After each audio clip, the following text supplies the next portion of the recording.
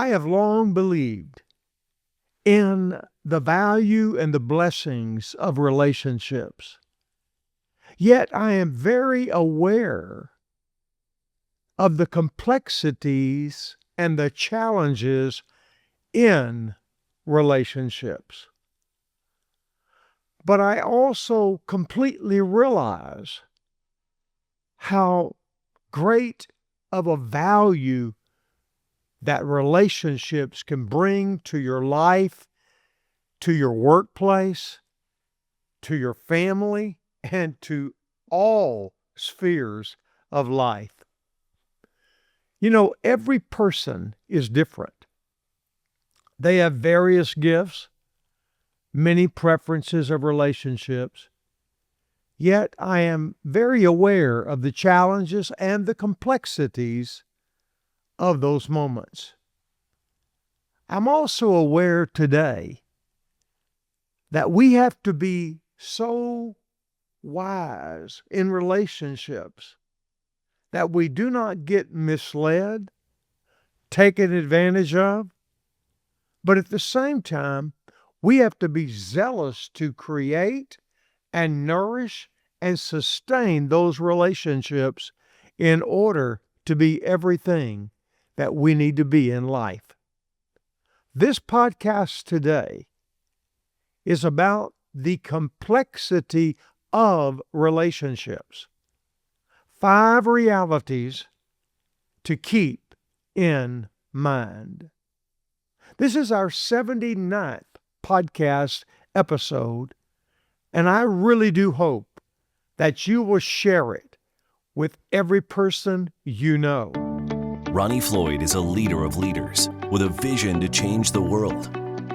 The 4 Leaders podcast with Ronnie Floyd is committed to investing, inspiring, and influencing your life and leadership today. With a legacy of investing in thousands and thousands of leaders throughout the years who've led in multiple arenas of leadership. Now is the time, and today is the day for Ronnie Floyd to invest, inspire, and influence you in a serious and responsible way. So spread the news and share the 4 Leaders podcast with others around the world. Now, here's your host, Ronnie Floyd. We have, as individuals, various gifts, many preferences, and we're sometimes completely unaware of our own weaknesses. You know, people communicate in all kinds of different ways, and sometimes their methods of communication can make things even that much more complicated. This is why we need to remember the tremendous insight that I learned from a former seminary professor of mine who is now in heaven. Dr. Oscar Thompson taught us this phrase: the gospel of Jesus Christ travels on the tracks of a relationship. The gospel of Jesus Christ travels on the tracks of relationships. This is also true about love and communication, care, and anything else we want to name. Because love travels on the tracks of a relationship. I think one of the greatest models here, and we see it in the New Testament, is from the man named Paul. In Paul's epistles, he mentions the names of specific people and at times even gives a longer list of these people. Paul had a personal relationship with each one of those people. When you read through the scriptures, you may not be familiar with some of them. Paul's just recounting people that he met somewhere, just like we do people that we meet.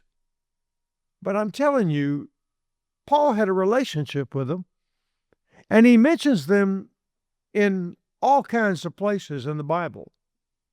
For example, in the book of Philippians, he mentions Clement, Eudora, and Syntyche. In 1 Corinthians, he mentions Phoebe as being a dynamic believer in the church at Cenchrea. In Acts, he mentions Priscilla and Aquila by name, and he mentions them again in 1 Corinthians, Romans, and 1 Timothy. And they were referenced every time as being great leaders in the church, and the list of those people go on and on. You see, I want to mention that, and I've talked about that one little principle before, but I want to expand on this today in a very helpful way.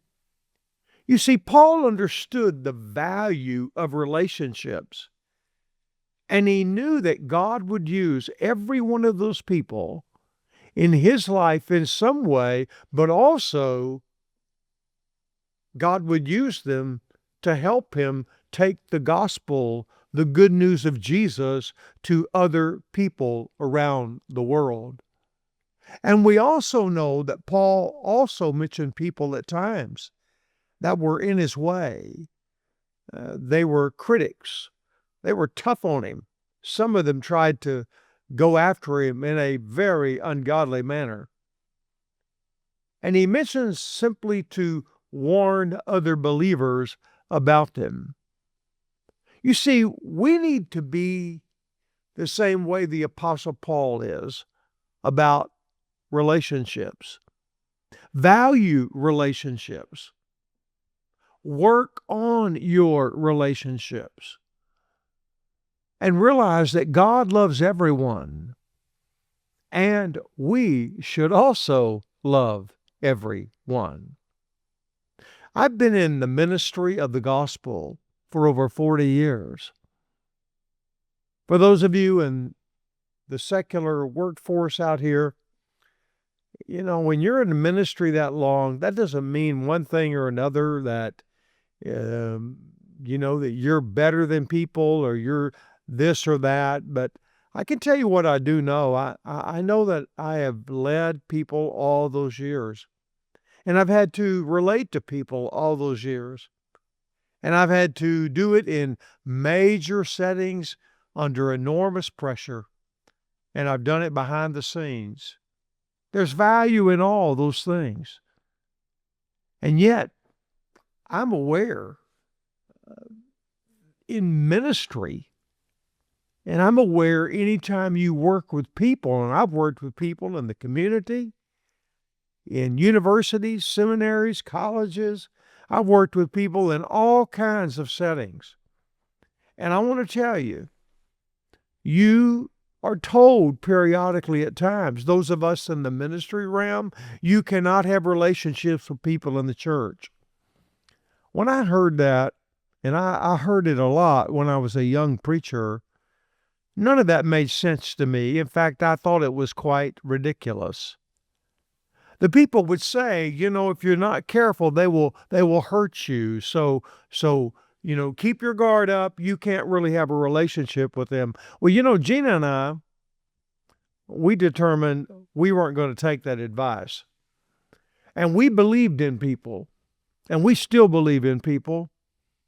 And we relate to all people. Even yesterday, we went home to someone's home following ministering the Word of God in Fort Smith and had a delightful luncheon with 3 families. So we believe in people.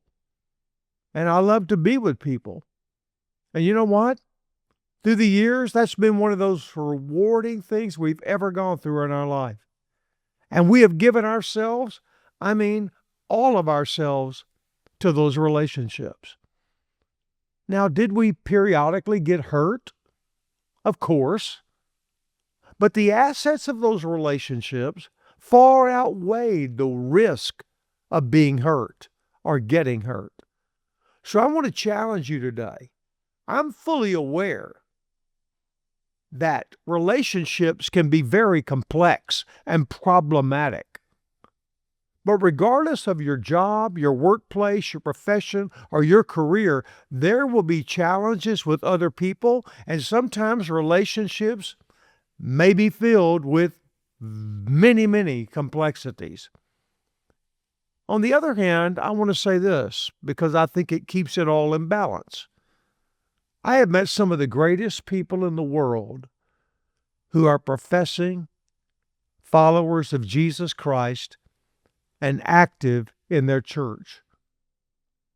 Conversely, I have met some of the meanest people in the world who are professing followers of Jesus and active in their church. But I have a question. How can people treat other people so poorly and at the same time operate as a Christian and even a Christian minister? I do not know. But it is not up to me to solve all the problems of the world and all kind of relational problems and prepare myself that I don't get hurt or I can't take a risk. I've had people tell me almost my entire life in ministry, you believe in people so much that you've been hurt by some of those people. Yes, I have believed in people. I still believe in people.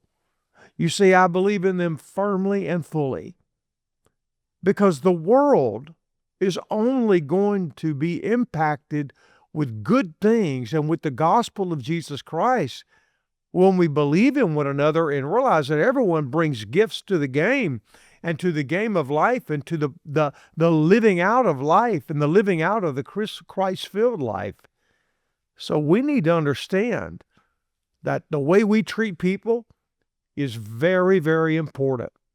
And not only the way we treat them, but how we make them feel.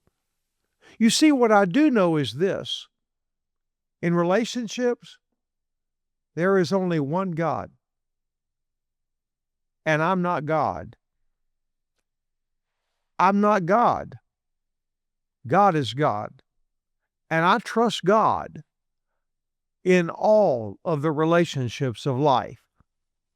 So I want you to know, I'm not going to say, well, I'm not going to let myself get hurt or get close to people because they hurt you. Listen, the response, that response is ridiculous. It's immature.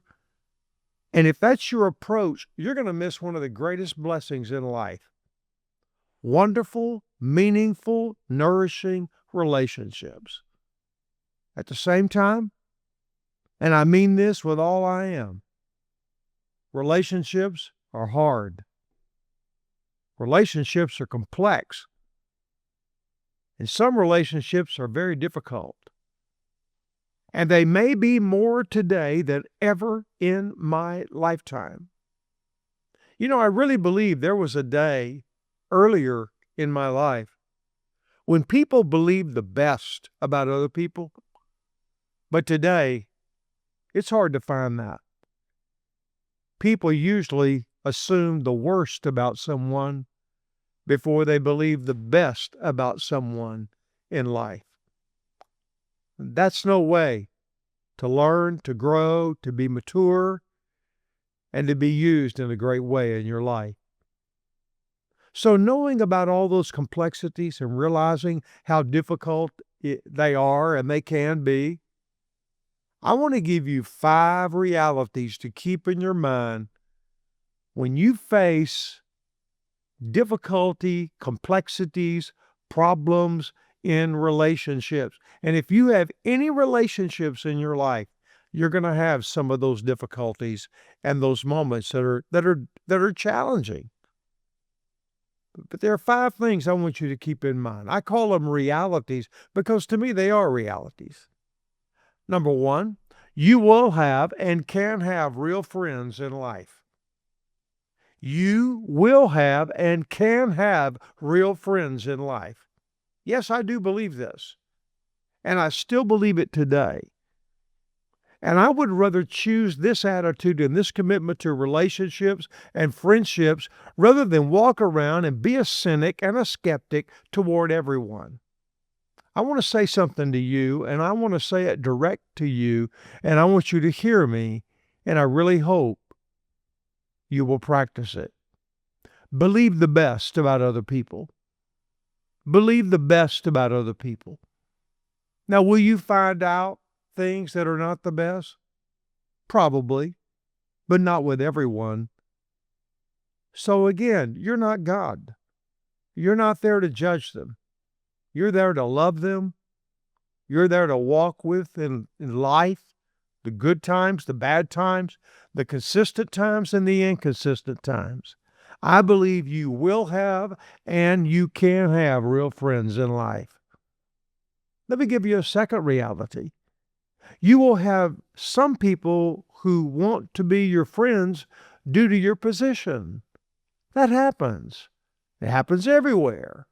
There are some people that are going to treat you real well when you have a position and they want to relate to you due to your position.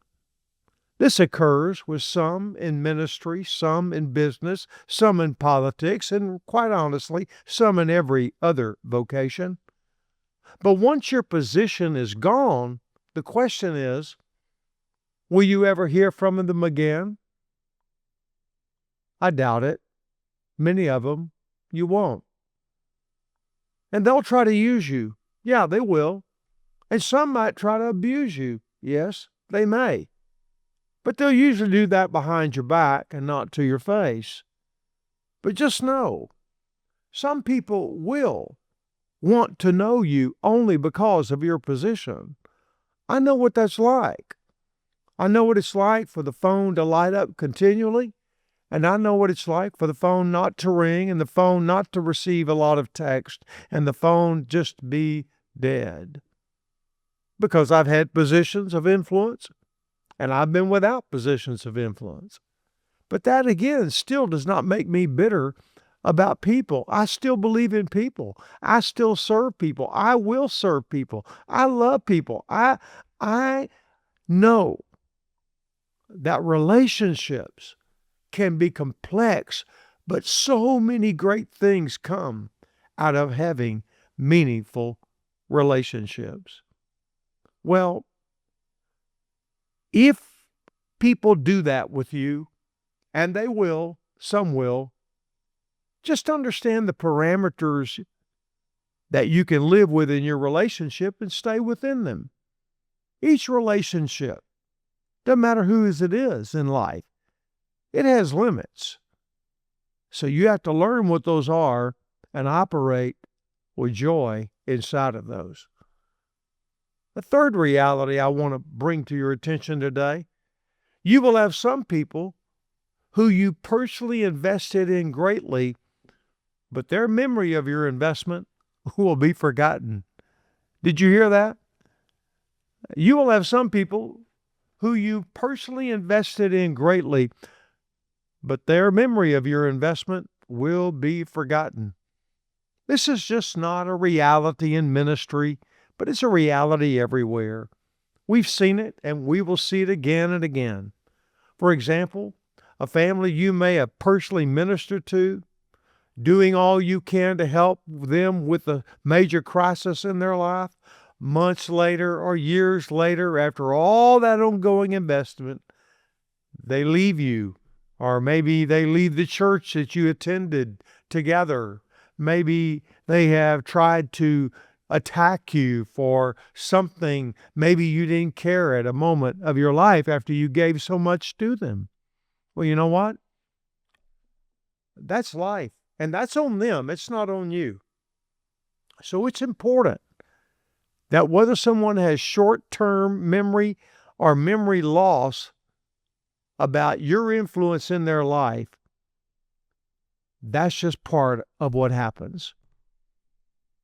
We need to understand that there are some things you will never completely understand about relationships. They're complicated, they're complex, they're challenging, and they're difficult.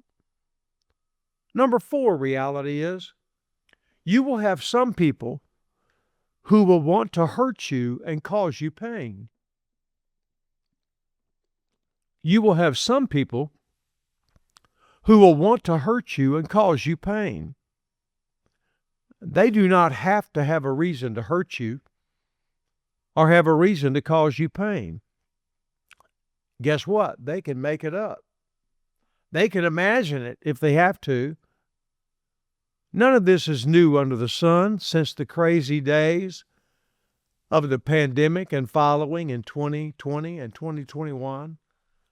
Some people would choose not to like you. Furthermore, they may desire, they just don't care, and they want to hurt you. That happens. It didn't start happening post-pandemic. It happened years and years ago as well. But it does seem that it's totally changed since the days of the pandemic. 2020, 2021, 2022. There is this cynicism, this criticism, this skepticism that is absolutely infiltrating the realm of relationships today. I learned this years ago, and I believe it now more than ever before in my life. Hurt people, and people with past pain will cause others pain. And if you'll just keep that in mind, you'll be a little better prepared for those moments that may appear to be shocking to you. Now, do I understand any of that? No, I don't. Do I like it? No, I don't like it. Absolutely not. But will this happen to each of us in life? Sometimes. But it's not a matter of if it will. It's a matter of when it will. But the most important thing is not that that happens to us. What's important about it is my response to that. And my response needs to be godly, biblical, Christ-like, and hopefully encouraging and helping to sustain that relationship. And the fifth and final thing I want you to keep in mind, the reality about the complexities of relationships. You will have some people who will promise you partnership or allegiance, but then they will walk out of your life as quickly as they walked into your life, making promise after promise to you. This happens. That's right. You say, well, that sounds a little cynical. I'm not being cynical. I'm telling you, these are realities. I'm trying to prepare you to not be cynical and to not be critical, but just accept it for what it is. But that doesn't mean relationships are bad. That doesn't mean you protect yourself. That doesn't mean you act immature in those matters. You're going to have some people who will promise you, I believe in you. You're going to be my partner. I'm committed to you. But they'll walk out of your life as quickly as they walked into it after making promise after promise to you. You know, my role in this podcast is to equip you and mentor you through along the way and hopefully inspire you about some of those matters. But I want to show you something. You know, even the Apostle Paul, as good as he was, he refused to take John Mark on a missionary journey. He and Barnabas had invested in John Mark. But John Mark was immature, and John Mark abandoned them. Paul said, forget it. Barnabas, he still believed in John Mark, and he appealed to Paul. But you know what Paul did at that time? Paul refused to take John Mark with him. Therefore, let me tell you what happens. These are two godly men. Barnabas went one way, and he took John Mark. And Paul went another way, and he took Silas with him. You know what the miracle is? Eventually, Paul welcomed John Mark back into his life and ministry after he had been so frustrated with John Mark's immaturity, which was exhibited when he abandoned Paul and Barnabas for a season. This is a tremendous testimony of the Apostle Paul, but also a tremendous testimony in relationship to John Mark. You see, We don't understand all these complexities at times, but if we will love people unconditionally and we will give it space sometimes, God might bring those people back into our life again. You know, relationships at times are a conundrum. A conundrum is an intricate and difficult problem. We've had a few of those, haven't we? Well, relationships between believers can be at times the conundrums of conundrums. And while this is reality, it's never God's will. God doesn't want that. God's will is this: love one another, Jesus said, John 13:34. Paul said these words, love does not keep an account of a wrong suffered, 1 Corinthians 13:5. 1 Corinthians 13:13. He also said the greatest of these is love. And what did Paul tell us to do in 1 Corinthians 14, verse 1? Pursue love. And what did Paul tell the church at Ephesus? He said, be kind to one another, compassionate, forgiving each other, just as God in Christ also has forgiven you, Ephesians 4:32. And then what did Paul write to the church at Colossae? He said, in addition to all these things, put on love, which is the perfect band of unity. Listen, we must choose this way, the biblical way that I've just brought to you in these final moments, versus the wrong way. Regardless of how other people treat you and act towards you, you choose love. I can assure you, there is never a traffic jam when you take the high road in your relationships. Relationships in life will be one of the most complicated and complex, mysterious things you go through in life. And this is why I've given this podcast to you today, and this episode called The Complexity of Relationships, 5 Realities to Keep in Mind. I hope you will, and I hope you will share this with a friend, with a group of colleagues, with your team at work, or the team at church. I'm telling you today, this is important stuff, and we need to deal with people, relate to people, and sustain those relationships as much as possible. As far as it's on us, we need to be at peace. So I hope this podcast has blessed you today. Thanks for tuning in. For more information on Ronnie Floyd, go to 4leaders.com. We'll see you next time.